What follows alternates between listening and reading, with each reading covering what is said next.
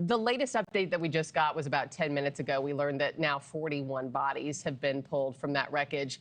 What does that tell you now that crews are back out there today about the speed at which this investigation is happening? On one level, the speed is very fast because they have the black boxes. They can decipher what's in them.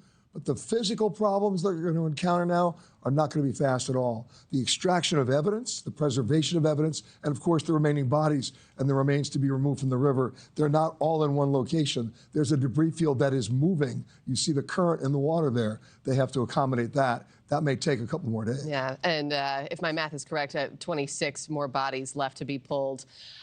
You and I were on air first thing yesterday morning. It's now been 36 hours later.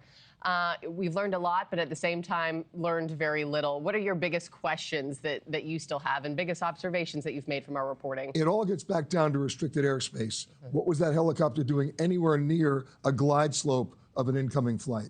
Whatever his altitude may have been, why was he that close to that airport at that time? Even though it was a training mission, they're going to have to deal with those rules and maybe adjust them.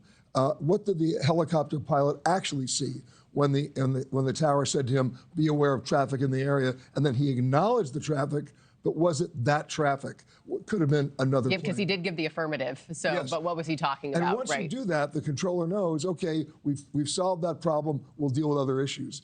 But was it that plane? Hopefully we'll find that answer. Yeah, and you don't think we're getting fast answers? Well, we shouldn't get fast answers. We need to take our time. Yeah.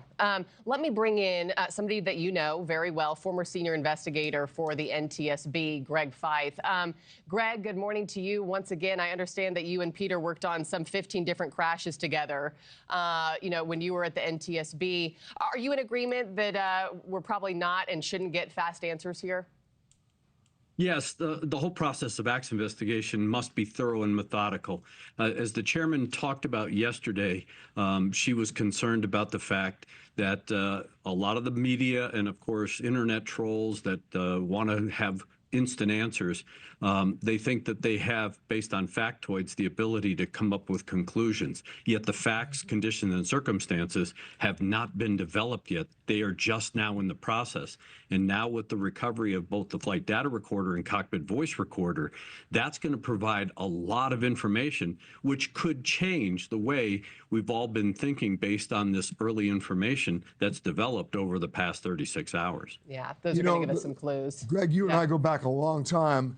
And one of the things that people don't understand about the process of accident investigation is the painstaking work that actually takes place in the water now.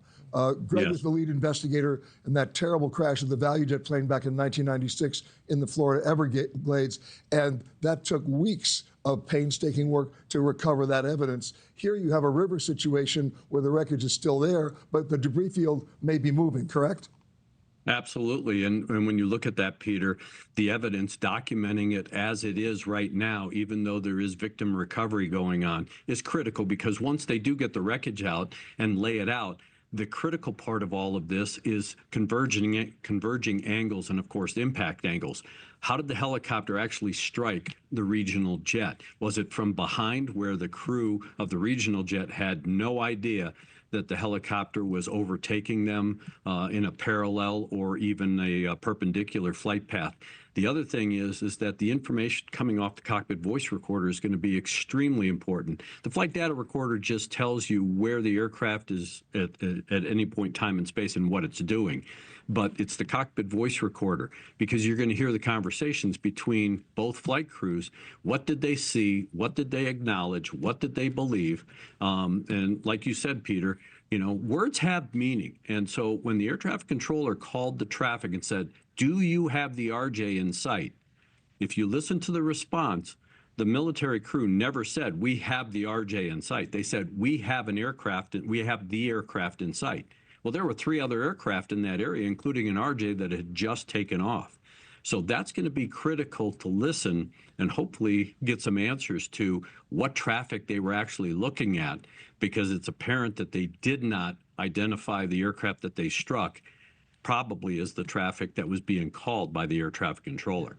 Thanks for watching, everybody. Go to joinnn.com to find NewsNation on your television provider. Also, don't forget to click that red subscribe button below to get more of NewsNation's fact-driven, unbiased coverage.